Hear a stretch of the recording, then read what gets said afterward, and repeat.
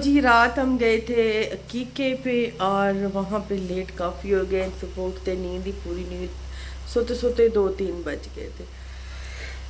सुबह फातिमा को भेजा है मैंने स्कूल और उस बेचारी की भी आँख नहीं खुल रही थी। बस अभी नाश्ता तो किया नहीं है, तकरीबन 11 का टाइम है, तो मैंने फिर आटा निकाला है और अभी मेरी नींद पूरी नहीं हुई वैसे, बस अब नींद आएगी भी नहीं। तो ये देखे जी, ये मुझे मेरी कज़न की है, गिफ्ट है,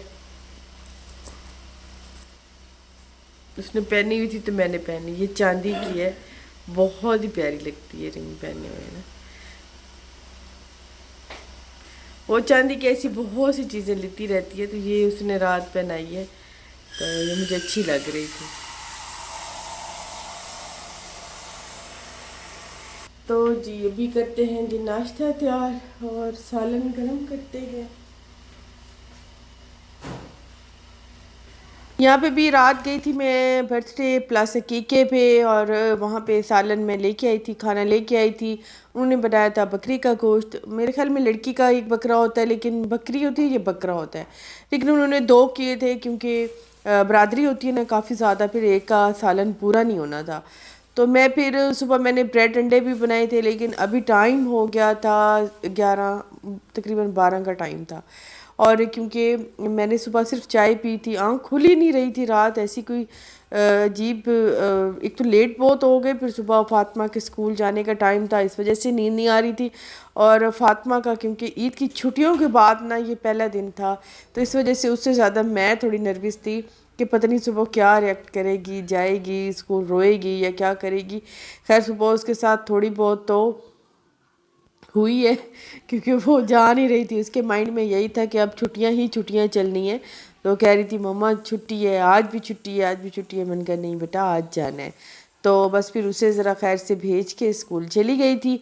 तो मैं यहाँ पे कर रही थी खाना गरम। खाने में मैं रोटी थी, सालन था और केक वहीं पे ही मैंने खा लिया था।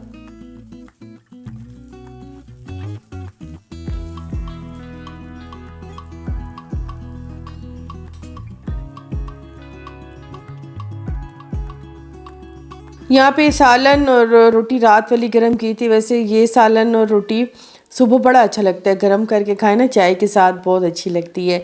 तो उसके बाद मैं लग गई थी कामों में, किचन के काम को मैंने संभालना था। और सुबह सुबह बस सिंक में काफ़ी बर्तन थे, बाहर वाले जो मेरा वॉशिंग एरिया वहाँ पे काफ़ी सारे बर्तन थे, वहाँ से तो खैर मैं धो आई थी। लेकिन ये वाला सिंक भी मैं डेली ही धो लेती हूँ, क्योंकि ये एक छोटा मोटा काम मैं इधर करती रहती हूँ। जब खाना बनाती हूँ हाथ धोती रहती हूँ, या छोटे मोटे जो बर्तन पड़े होते हैं वो मैं फिर इधर ही धोती हूँ।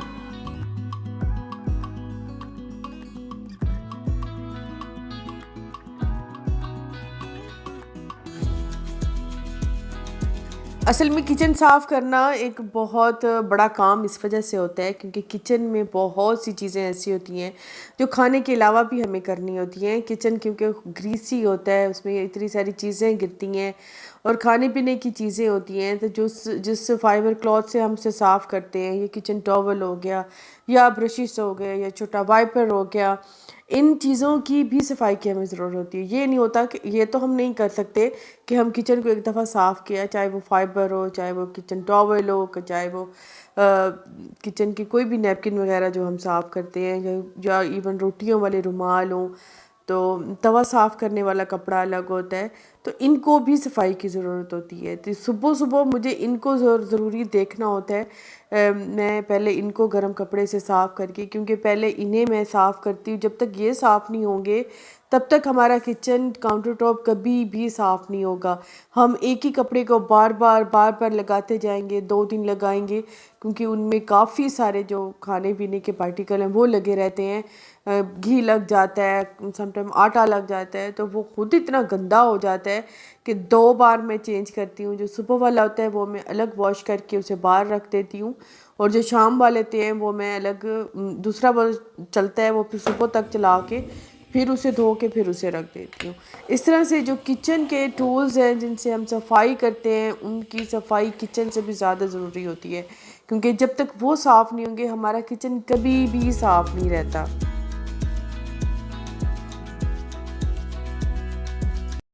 दोपहर को तो चलो हो गया। उसके बाद मैं लग गई थी कामों में, काम से फ्री होके तो फिर सोचा कि कुछ खाने को बना लिया जाए। आज किचन में मेरे कुछ भी नहीं बना था, बस वही खाना जो आया था कल वाला, वही रात वाला गर्म हुआ था।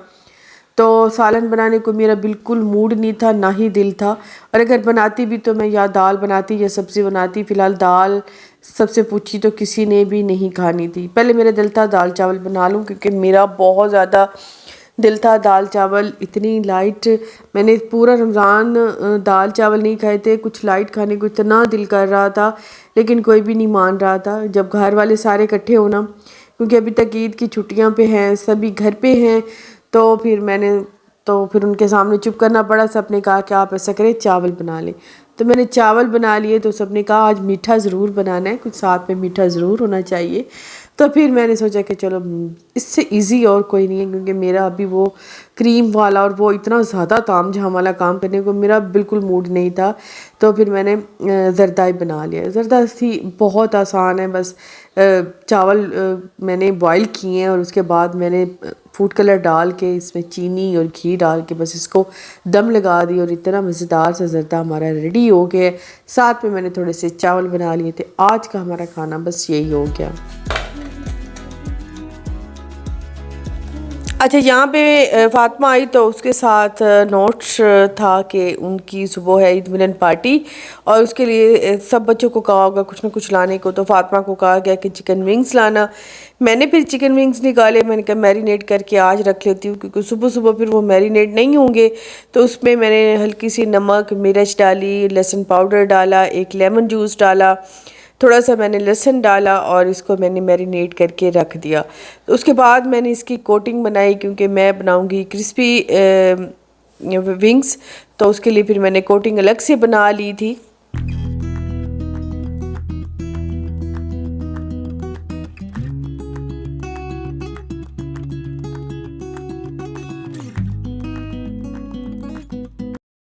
और इसकी कोटिंग मैंने तैयार कर ली थी। कोटिंग में मैंने डाल लिया था मैदा, उसमें मैंने डाल लिया था हल्का सा नमक, हल्की सी मिर्चें, और हल्का सा मैंने इसमें डाल दिया था लहसुन पाउडर, और इसमें मैंने डाल दिया था ऑयस्टर सॉस थोड़ा सा, क्योंकि इससे इसका टेस्ट बहुत अच्छा आता है।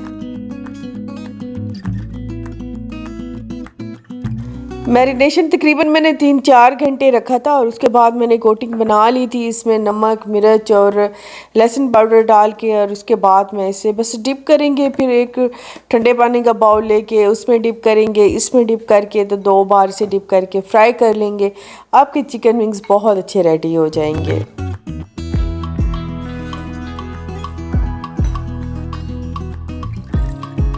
अच्छा, यहाँ पे इसकी मैरिनेशन का हो गया था, और इसका मैंने ड्राई वाला जो बैटर था वो भी बना लिया था। ठंडा पानी अभी बना रही थी, क्योंकि जितना ही ठंडे पानी में हम इसे डिप करेंगे, थोड़ा सा इसे हाथों से ना दबा दबा के इसमें जो मैदे वाली कोटिंग मैंने बनाई है ना, वो इसमें थोड़ा सा अंदर तक चला जाए। तो इसको हाथों से दबा दबा के फिर इसके ना जो ऊपर से जो क्रंच बनते हैं ना, वो बड़े मज़े के बनते हैं। तो वो थोड़ा दबा दबा के फिर इसे एक दफ़ा ठंडे पानी में डिप करूँगी, फिर उसमें से निकाल के इसे दोबारा मैदे वाली में डिप करूँगी। इस तरह करके ना सारियों को मैं डिप करके ना फ्रिज में रख दूँगी। सुबह बस मुझे इसको फ्राई करना होगा।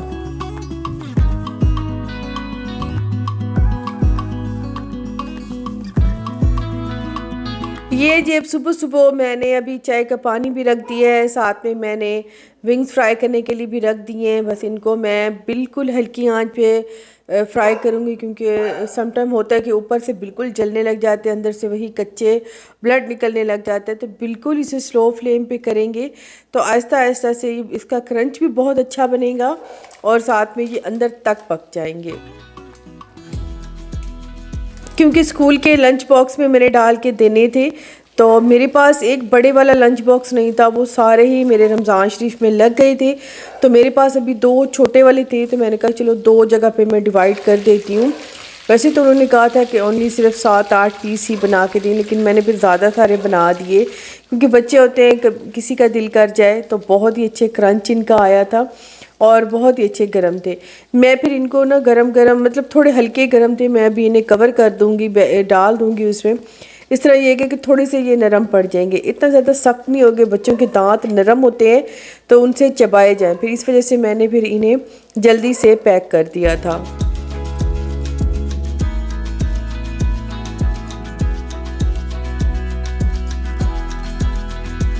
अभी इसका इतना प्रॉपर लंच बॉक्स नहीं शुरू किए, क्योंकि अभी सिर्फ थोड़े से फ्राइज़ ले जाती है या कभी सैंडविच बना देती हूँ इस तरह से करके, फिर इसका बड़ा लंच बॉक्स लूँगी। तो अभी मैंने इसमें इसके लिए एक जूस रख दी है और यहाँ पे इसी बैग में या रख लेती है। बुक्स अभी वो वहीं स्कूल वाले ही रखते हैं, स्कूल बैग में इसकी बुक्स नहीं होती, सिर्फ इसमें ये लंच बॉक्स लेके जाती है। तो बस मैंने अभी इसे उठा दिया है, इसके कपड़े मैंने निकाल दिए हैं। अभी ये आज वाला मैंने मस्टर्ड सेलेक्ट किया है, उस दिन गोल्डन काफ़ी ज़्यादा पहन लिए, तो मैंने सोचा कि मस्टर्ड इसने पहना था, नादी ने इसे ईद में दिया था, तो मस्टर्ड इसने पहना था ना, इसे बहुत प्यारा लगा था, तो फिर मैंने आज इसके लिए वही मस्टर्ड ही सिलेक्ट की है। अभी इसे उठाती हूँ।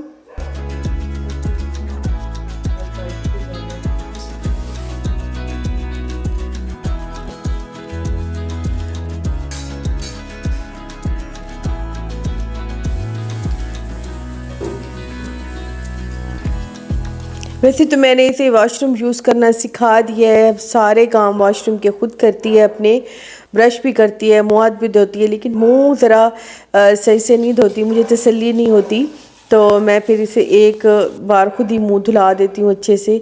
हाँ ये है, दांत ब्रश कर लेती है, वॉशरूम हो लेती है, इतना मैंने अब इसे ट्रेन कर दिया। स्कूल जाने से पहले मुझे यही फ़िक्र थी कि ये इतनी हो जाए कि ये वॉशरूम खुद यूज़ कर ले, वहाँ पे इसे तंगी ना हो।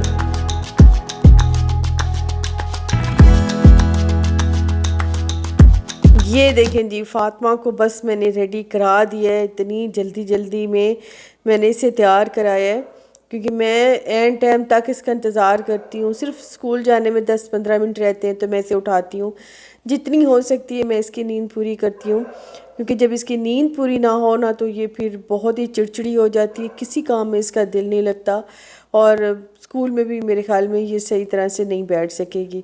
इस वजह से बिल्कुल लास्ट मोमेंट पे मैं इसे उठा के जल्दी जल्दी से तैयार करती हूँ। और मस्टर्ड सूट इसे बहुत अच्छा लग रहा था, साथ में इसके मैचिंग वाले पम्प्स भी थे। और अभी मैंने इसके बाल बनाना शुरू किए हैं।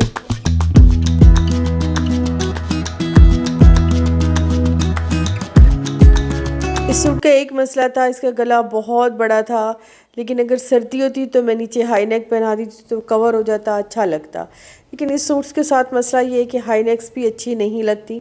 फिर मैंने एक शर्ट पहना दी छोटी, वो भी थोड़ी बाहर लग रही थी, इस वजह से फिर बाल मैंने खुले छोड़े। मैंने कहा कि अगर पीछे से फिर वो नज़र आएगी ना शर्ट तो बुरी लगेगी। फ़िलहाल अभी इसके गले का काम मुझे करना भी, मैंने पहना तो दिए, लेकिन मुझे लग रहा है कि गला थोड़ा इसका बड़ा है तो वो मुझे ठीक करना पड़ेगा। यहाँ पे देखेंगे ये रेडी हो गई है, बिल्कुल प्यारी लग रही थी।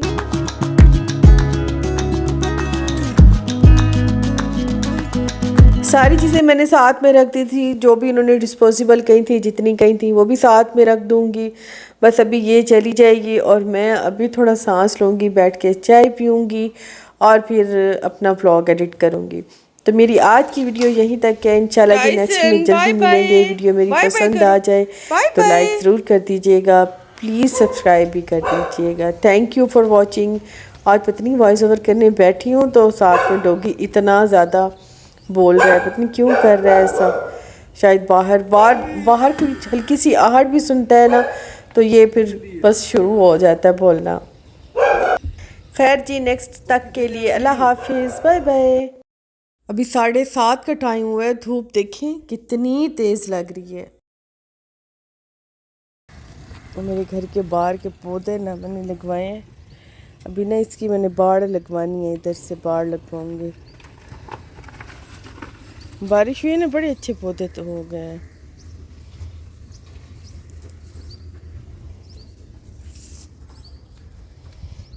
इस साइड से भी लगवाए।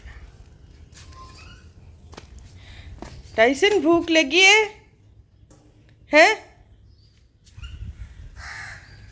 टाइसन को भी भूख लगी है? टाइसन खाएगा?